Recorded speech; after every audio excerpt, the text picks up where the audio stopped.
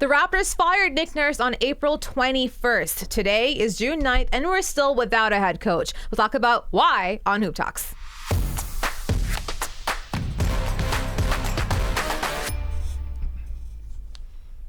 Hello, everybody. Noor Zainab, Justin Pooni, Jelani Goodridge-Reid. Why'd you start whispering?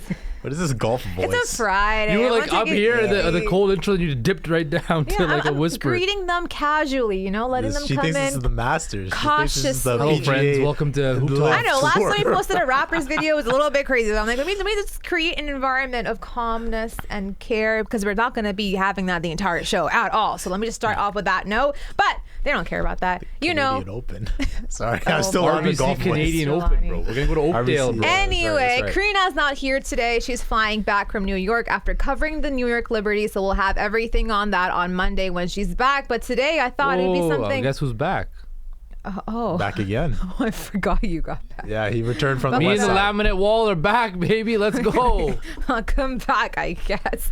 Anyway, so like we said, it's June 9th today. Masai fired Nick Nurse on April 21st. It's been pretty much, we're at a month and a half, kind of a window here now where we haven't heard anything, haven't seen anything. We know the finalists, but the rate at how many people they're interviewing has just been kind of like overwhelming. So you can't really follow along with that either. But I just want to say, like, we're over a month now, a month and a half. Last time we fired someone, it took us a month to hire Nick Nurse again. So what do you think is taking Masai Ujiri so long? Let's start with you, Jelani. You think I know? I don't know.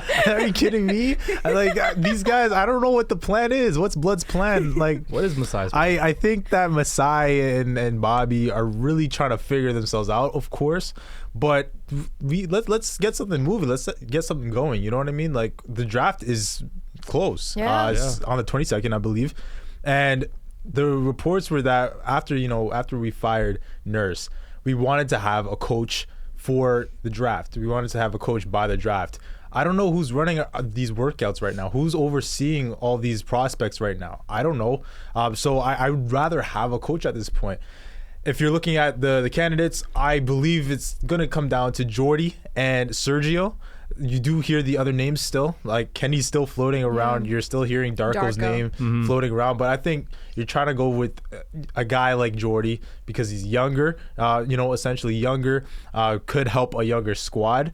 And he's been around the block, okay? We talked about it, Noor, and how he's been in Cleveland for years with the young LeBron. He was there. And then with Denver. So he's understanding the development of Jokic and Murray because he was there with Mike Malone. So that would help. And then Sergio, we have a familiarity there. But I just don't know what the plan is. Are they trying to figure out, a trade upcoming for this draft? I don't know. Are you trying to figure out who's staying, who's going? Because that might be another reason why they haven't put, a coach in the door yet. I don't know. I know you're a big Jordy fan, Jelani. I did hear not too long ago that apparently he's kind of fallen off. Yeah, Mark after Stein the reported interview. that. Yeah, and that's just interesting because it sounds like they conducted all these interviews and they had all these finalists and stuff too. But I guess there's like two finalists. Even with Kenny too, because throughout this whole process, I've been saying Kenny, but he's still not a favorite either. So I don't know. I feel like even then, like, we just might even see Jordy get hired as coach and not even know what's going on. To be honest with you. I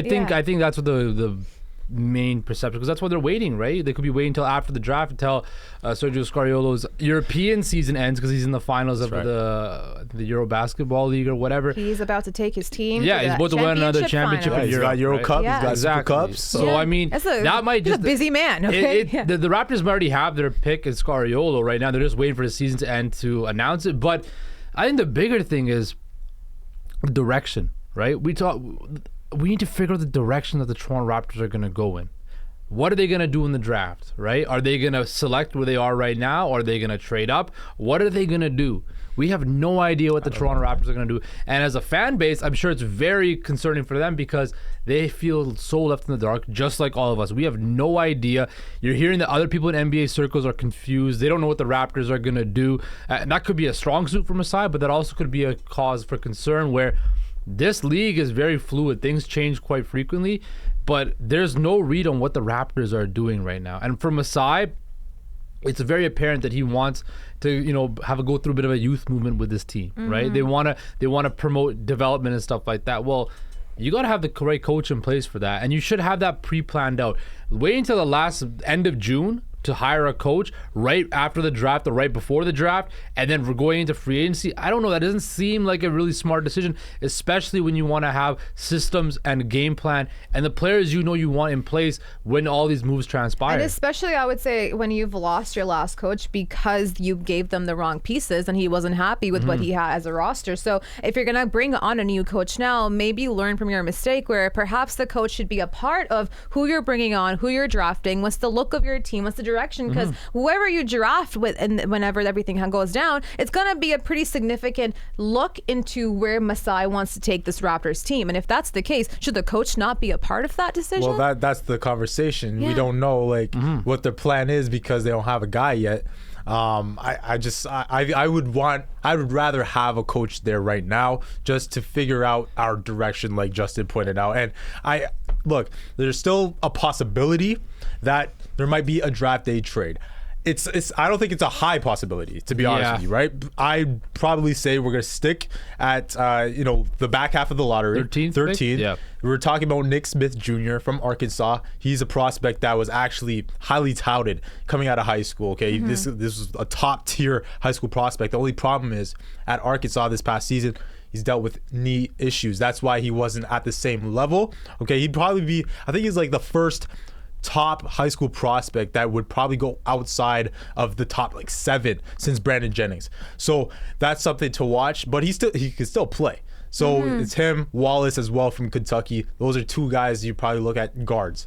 But I just don't know. I want to know what's happening. Masai Ujiri, real quick, other Raptors fans have been saying, has he lost that prestige over the last few years? Do you agree? I think he has. You look at what's happened since the 2019 championship, right? They had the great year in 2020 before the shutdown, and they had a nice run in the bubble. But then after that, the Tampa year, people want to throw that away. Then they kind of went up. Scotty out of It's been peaks and valleys for the Raptors the last couple of years. Right? There's been no consistency.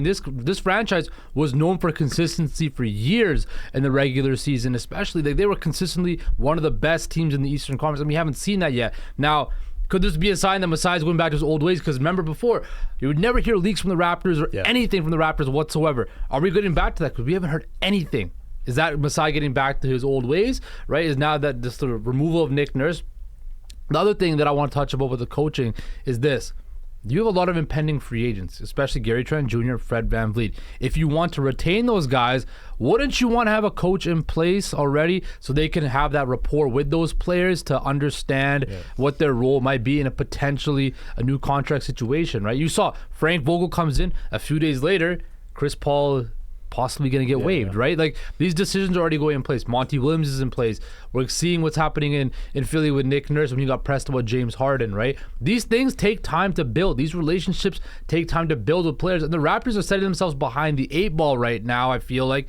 And they're in a position in this franchise's history that they're at a crossroads right now. Do they continue to strive just to be a playoff team? Or do they go with this youth movement and maybe take a step or two back in order to become more successful later on? There's a lot of moving parts with this Toronto Raptors franchise right now, and the fact that they're just sitting on their hands right now, not making a move, is just building the animosity. We don't know they're sitting on their hands. It could be because my other thing over there also was publicly they're sitting on their hands. Well, yeah, but at the same time too, if you're making deals and they're getting turned down, you're not sitting on your hands. You're making deals, just not coming true, right? Which is why I was thinking too. I was like, we've seen them promote from within with getting Nick Nurse, is how they got him to be head coach when he was assistant, right? So I'm now just speculating.